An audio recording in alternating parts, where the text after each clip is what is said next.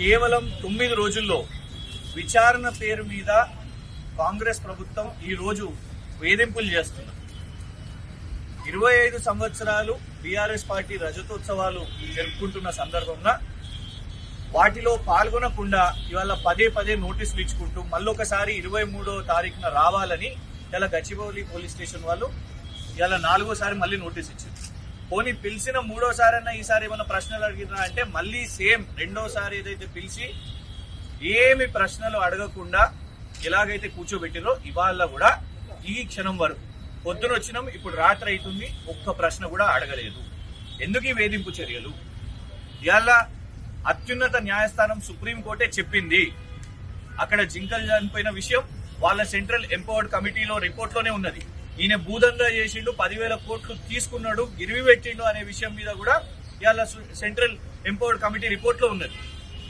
1524 చెట్లను నరికేసిండు. ఇవేవి artificial intelligence కాదు కదా. కానీ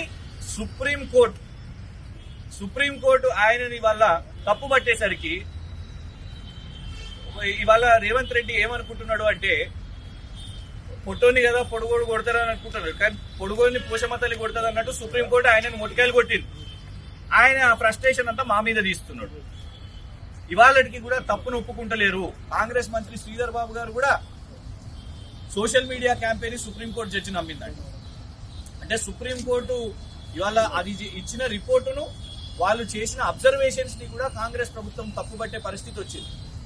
ఇవాళ కాంగ్రెస్ మంత్రులు అసలు వాస్తవానికి వాళ్ళ మీద కేసులు పడాలి. తప్పుడు అవాస్తవాలు చెప్తూ ఇవాళ జింకలు చనిపోవడానికి కారణమైంది కాంగ్రెస్ ప్రభుత్వం.